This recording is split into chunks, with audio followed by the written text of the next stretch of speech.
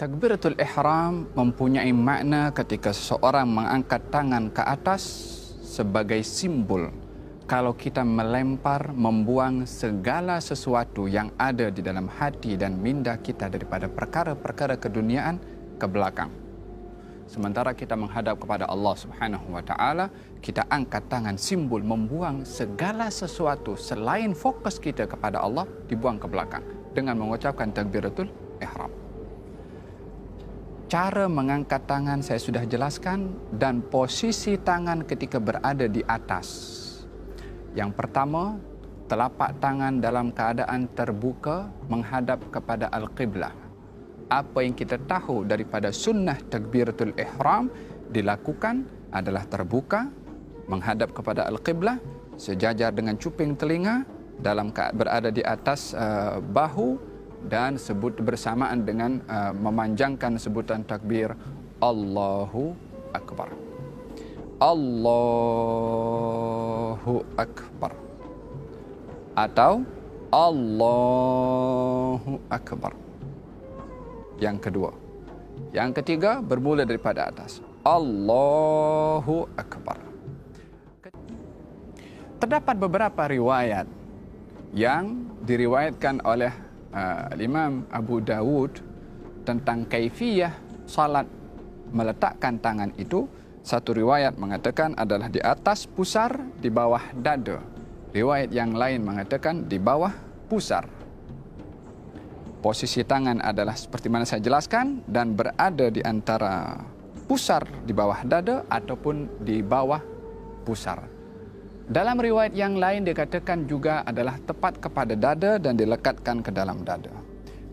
Tapi yang menjadi pegangan dalam mazhab Imam Syafi'i adalah antara di atas pusar dan juga di bawah dada, atau dalam mazhab Imam Maliki adalah di bawah pusar, atau mazhab Imam Abu Hanifah. Apa yang patut kita gunakan mata ini? Tengok kepada apa? Tengok kepada hadapan, tengok kepada bawah, ataupun tengok kepada apa?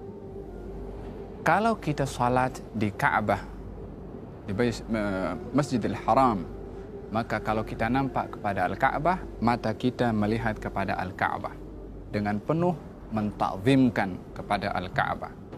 Tetapi bila mana salat di tempat yang kita tidak nampak kepada Al-Kaabah, maka kita melihat kepada maudhi' as-sujud.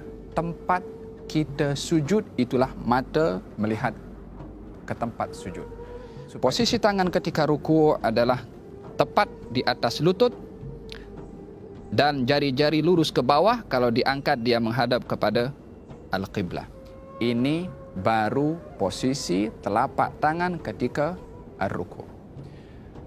Yang kedua adalah posisi badan kita ketika ruku' dengan leher kita adalah sejajar. Yakni kalau kita berada dalam keadaan ruku' adalah berada dalam keadaan kalau diletakkan sesuatu di atas belakang kita, maka tidak akan jatuh sesuatu itu karena badan kita adalah datar dan rata. Yakni seperti ini. Posisi kaki ketika berdiri itu, baik dalam keadaan berdiri ataupun ruku', tidaklah terlalu lebar, tidaklah rapat seperti ini. Adalah merupakan perkara yang di luar sunnah kalau seseorang salat kakinya rapat seperti ini. Tidak pun juga terlalu terbuka. Hendaklah dia sederhana, yang agaknya kalau diukur dengan satu jengkal itu adalah sudah mencukupi seperti ini. Bangkit daripada ruku' dengan sebutan Sami Allahu liman hamidah, bersamaan juga sebutan Sami Allahu liman hamidah bersama dengan gerakan dan tangan sampai kepada atas Sami Allahu liman hamidah. Tangan disunnahkan turun ke bawah. Posisi sujud seseorang bila mana sujud adalah jari-jari atau batin daripada jari-jari itu adalah menghadap kepada Al-Qiblah. yakni karena kaki bukan berdiri seperti ini sahaja, tetapi ditekan sehingga jari-jari kaki itu menghadap kepada Al-Qiblah. Bila mana mampu keseluruhan jari-jari sampai kepada jari kelingking adalah afdal. Tapi kalau tidak, walaupun sudah satu jari itu sudah memadai untuk mendapatkan sahnya as-sujud, bila mana batin daripada jari-jari kaki ini adalah menyentuh kepada tanah. Yang tidak diperbolehkan adalah bila mana posisi kaki seperti ini. Yang menyentuh kepada tanah itu adalah kuku atau zahir daripada jari-jari. Tidak, tapi butunul asabi', batin atau bagian belakang daripada jari-jari kaki. Walaupun hanya sekedar ibu jari sudah memadai, tetapi afdalnya adalah seluruh jari-jari kaki itu adalah ditekan ke bawah sehingga seluruh jari-jari ini menghadap kepada al-qiblah, kanan dan juga kiri, lutut dan juga tangan. Posisi tangan bila mana sujud adalah berada di tanah menghadap kepada al-qiblah, sejajar dengan jatuhnya atau sejajar dengan bahu kita. yakni seperti ini dan juga seperti ini. Posisi tangan menghadap kepada al-qiblah. Kalau ada sesuatu yang jatuh daripada bahu kita, akan jatuh kepada tangan kita. Yakni bukan tangan itu melirik ke kanan ataupun berhadapan seperti ini. Tidak, tetapi menghadap kepada al-qiblah. Hukum hidung menyentuh kepada tanah adalah perkara yang sunnah dalam mazhab al-Imam Asy-Syafi'i. Ini posisi sujud. Jari-jari menghadap qiblat dan kaki berdiri seperti ini. Tangan menghadap qiblat, dahi menyentuh kepada tanah, tak boleh ada penghalang kepada dahi. Baik itu imamah, songkok, serban adalah tak boleh menjadi penghalang, kecuali serban itu diletakkan sebagai sejadah, maka adalah diperbolehkan. Dalam sujud tidak boleh sujud di atas sesuatu yang terangkat bersama dengan tubuh badan kita. Posisi yang berikutnya adalah duduk di antara dua sujud, ataupun duduk tahiyat awal ataupun duduk tahiyat akhir. Duduk di dalam salat ada dua jenis duduk. Yang pertama adalah jalsatul iftirash, yakni posisi seperti ini. Yakni bahagian belakang kita duduk di atas telapak kaki bahagian kiri, sementara kaki kanan dan jari-jarinya tetap menghadap kepada al-qiblah seperti ini. Duduk seperti ini disunnahkan pada tahiyat awal, pada duduk di antara dua sujud, dan juga duduk istirahat. Dalam 3 kaifiyah atau setiap duduk yang tidak ada salam setelahnya, maka disunnahkan duduk iftirash seperti ini. Apakah iftirash? Duduk di atas telapak kaki kiri, sementara kaki kanan berdiri tegak. Adapun duduk yang kedua namanya duduk tawarruk, iaitu duduk pada saat seseorang setelah duduk itu akan salam. Maka posisinya berbeza. Kaki kiri masuk ke dalam.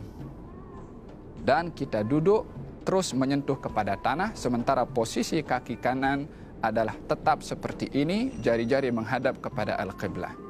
Tidak seperti ini, ataupun tidak pun seperti ini. Duduk seperti ini juga tidak termasuk daripada yang disunnahkan di dalam as-salah, yang kalau seseorang duduk seperti ini bukanlah dikatakan salatnya itu terbatal, akan tetapi tidak melakukan sunnah di dalam as-salah.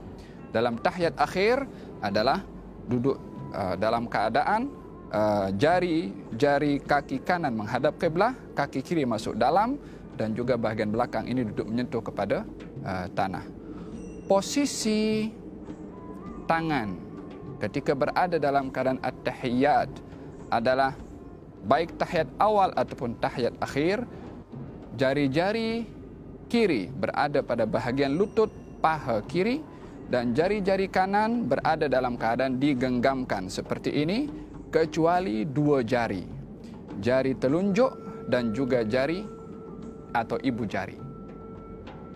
Jari telunjuk dan juga ibu jari.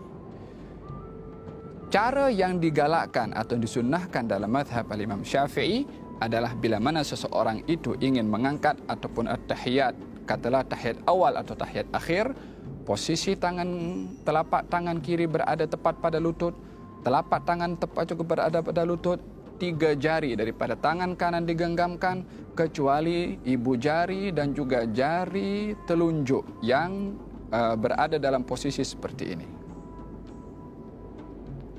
At-tahiyyatul mubarakatus salawatut tayyibatu lillah. Assalamu alayka ayyuhan nabiyyu wa rahmatullahi wa barakatuh. Assalamu alayna wa ala ibadillahis salihin. Ashhadu an la ilaha illallah. Bila mana sebut illallah, barulah tangan atau jari-jari telunjuk ini diangkat dan jari atau ibu jari berada di dalam dua keadaan. Boleh seperti ini, yakni menyentuh kepada jari telunjuk di bawah, ataupun boleh seperti ini, yakni menyentuh kepada jari yang tengah. Posisi ibu jari boleh menyentuh jari tengah, atau posisi ibu jari boleh menyentuh kepada jari telunjuk. Ini posisi kepada ibu jari. Adapun jari telunjuk berada dalam keadaan diangkat, tidak terlalu diangkat seperti begini, ataupun tidak lurus tetapi menunduk ke bawah sedikit. Asyhadu an la ilaha illallah, atau begini atau begini. Dua kaifiyah ini adalah ada di dalam cara melakukan at-tahiyyat. Perlukah seseorang menggerakkan jari-jarinya ketika berada dalam keadaan tahiyat awal atau tahiyat akhir? Di dalam hadis ada dua riwayat disebutkan kalau baginda Rasulullah tidak menggerakkan, dan dalam riwayat yang lain diberitahukan kalau Rasulullah menggerakkan. Dua riwayat ini zahirnya bertentangan, tetapi pada hakikatnya tidak bertentangan. Maksud daripada tidak menggerakkan dalam riwayat yang pertama adalah tidak menggerakkan berkali-kali. Maksud daripada menggerakkan dalam riwayat yang kedua adalah menggerakkan sekali. Yakni menggerakkan dalam bahasa Arab itu yuharriku. Yuharriku difahami dengan dua makna. Makna yang pertama, menggerak-gerakkan. Kalau menggerak-gerakkan, ini yang dipakai oleh sebahagian pandangan yang mereka bila mana tahiyat menggerakkan berkali-kali. Disebabkan memahami hadis itu dengan fahaman menggerak-gerakkan, maknanya lebih daripada sekali. Yang memahami hadis itu menggerakkan sahaja, maknanya sekali sahaja, daripada atas daripada bawah ke atas. Asyhadu an la ilaha illallah, maknanya dia juga pun menggerakkan. Maka dalam hal ini, dalam mazhab Imam Syafi'i, yang menjadi pegangan adalah menggerakkan sekali sahaja, juga sesuai dengan hadis Nabi Muhammad sallallahu alaihi wasallam. Bila mana selesai daripada at-tahiyyat fil alamin innaka hamidum majid, disunahkan seseorang tidak terus salam, tapi membagi ruang sedikit. Fil alamin innaka hamidum majid. Bila mana nak mengucap assalam, assalamualaikum warahmatullah. Yani setelah sebutan kum baru menoleh ke kanan, dan setelah sebutan kum baru menoleh ke kiri. Tapi tidak bersamaan dengan sebutan assalamualaikum. Adalah tidak menepati kepada sunnah. Dan juga tidak perlu kita menggerakkan kepala berkali-kali. Assalamualaikum warahmatullah. Assalamualaikum warahmatullah. Gerakan ini bila mana 3 kali berturut-turut akan menyebabkan batalnya salat seseorang, karena perkara membatalkan salat adalah bergerak 3 kali berturut-turut. Jadi cara salam yang benar, assalamualaikum warahmatullah. Kembali kepada kiblat balik, assalamualaikum warahmatullah. Tidak pun daripada kanan terus menoleh ke kiri. Assalamualaikum warahmatullah. Kembali kepada kiblat, assalamualaikum warahmatullah. Hati-hati daripada dada bergerak ke kanan atau dada bergerak ke kiri, yang boleh menyebabkan, mungkin kalau bergerak sebelum salam itu sempurna, akan menyebabkan batalnya salat tersebut. Kalau seseorang menyebutkan assalamualaikum, batal salat seseorang disebabkan berpaling daripada kiblat sebelum dia keluar daripada as-salat. Semoga Allah Subhanahu wa taala jadikan solat kita solat yang sempurna dan tergolong orang-orang yang mendirikan as-salah. Wallahu taala a'lam.